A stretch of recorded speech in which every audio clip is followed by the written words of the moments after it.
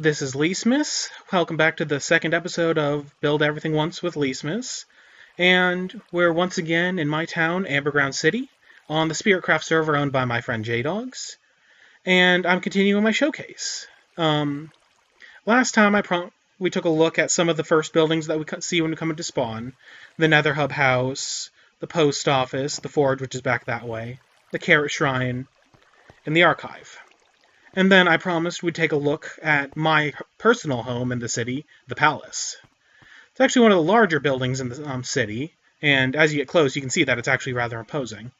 Once again, I built it in a relatively Japanese-ish, Buddhist-inspired style, and it has a little bit more flair to it than some of the other buildings, just to make sure it looks like a palace.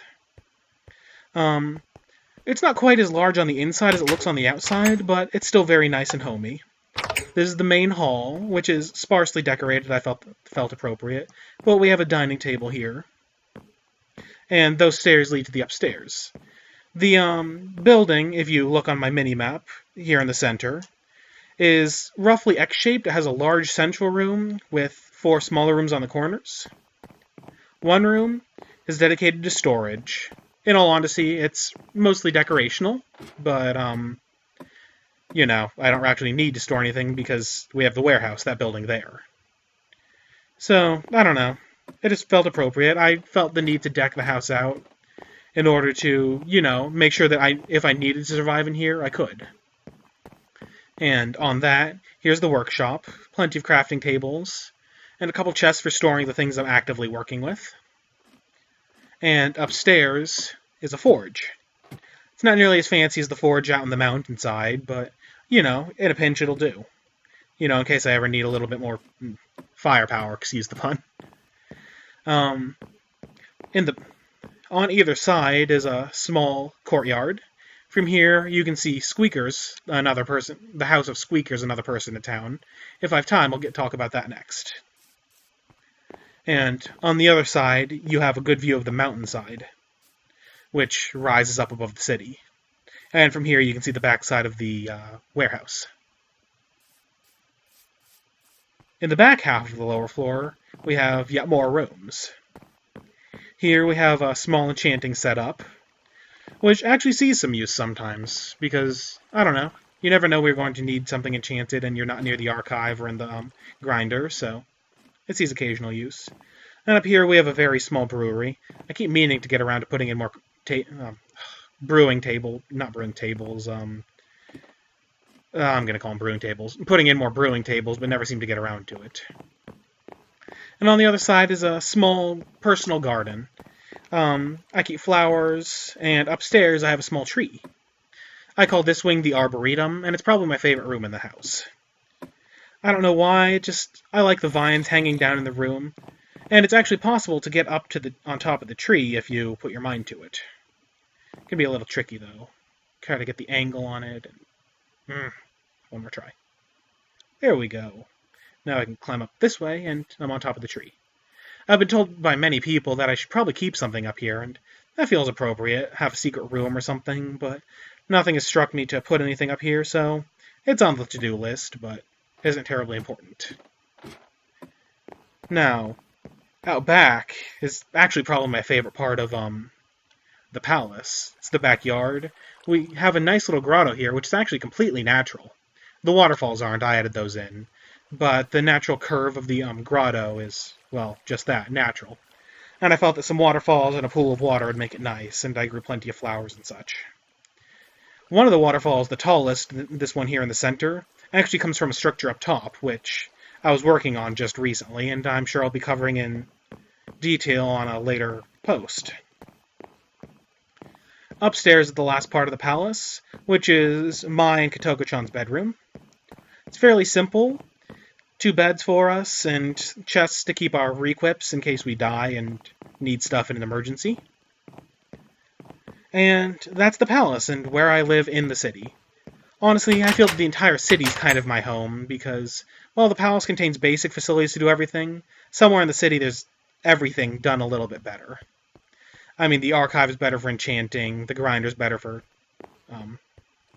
grinding. We have crops everywhere, so the Arboretum is just nice. I don't know, it's largely decorational, but I'm rather attached to it. Oh my. Zombie issue. The city's mostly secure, but occasionally I forget to light rooftops and they can spawn up there. Security is the reason I have the bowed roads. They're actually stairs and slabs. And so much farmland. It keeps monsters from spawning, but the occasional unlit roof, they can still spawn. Up here is the first of the many shrines of the religion of Crossroads, a fictional religion I wrote up one day. And this is the shrine of Ammonite Curl, the goddess of history. And unlike most of the similar shrines, it doesn't have a specific offering. It's just meant as a quiet place for reflection. And to reflect its unusual nature, I built it strangely. It doesn't have a proper roof. Instead, it has an ammonite pattern, which Jay keeps insisting is an ampersand, in the floor. And large petrified mushroom structures. And here we have the House of Squeakers. He's one of the members of the Valley, and he's our primary fighter. He takes care of monsters, lights things up, and goes mining with Kotoko-chan. That's largely his job. And he has the unfortunate nickname Smuckers, which was granted by Jay's wife, Wish. And it's a fairly simple, somewhat Spartan house, which is to his taste. He had me build it for him. Building isn't really much to his taste, but we have a simple kitchen, a table with seating, a little bit of workplace. He has a small backyard where he can grow his own potatoes. I thought that was a nice touch, giving him a little courtyard so he had a little space of his own. And upstairs is his bedroom, with a double bed, a couch, some pumpkins, and his title with his unfortunate nickname again. It should be Guard Captain Squeakers, Defender of the Amber Alliance, which is the name of, well, anyone who joins up with this project. The city here is Amberground City, and the surrounding land, which I've been granted a lot of access to, is called the Amberground. And anyone who joins up with us is a member of the Amber Alliance.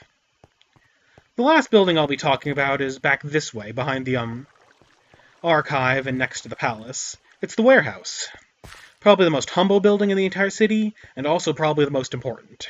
It's where everything is stored, and we have a lot of things to store.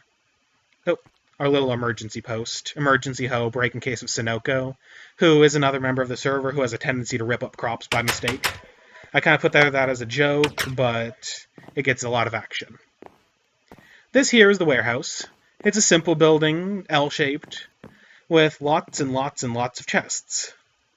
Up here on the top floor, we store our valuables, such as ores, tools, ender chest, things along those lines, crafted goods.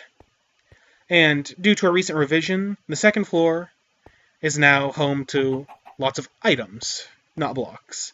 We have just random pile of pumpkins and melons. I don't know why I put it there, just felt it fit.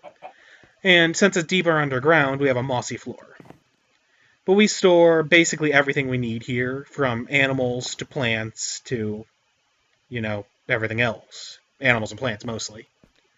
And down on the newest, the bottom floor, which looks eerily like the second floor, except it has chests instead of melons, is where we store our blocks. And we store a lot of blocks. For all the building I do, I have a tendency to generate a whole lot of dirt and cobblestone, gravel, things of those nature.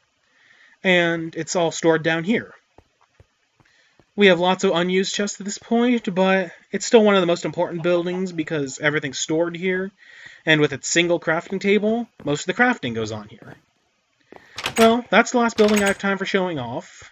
I hope you enjoyed this second showcase of the warehouse, the palace, and over there behind the water tower is Squeaker's house. Well, if you enjoyed this, go ahead and subscribe. I'll be making more showcases in the future. Next up, I'll be showing off this, the mining district, where Kotoko-chan spends most of her time. In the meantime, thanks for watching, and have a good night. Bye.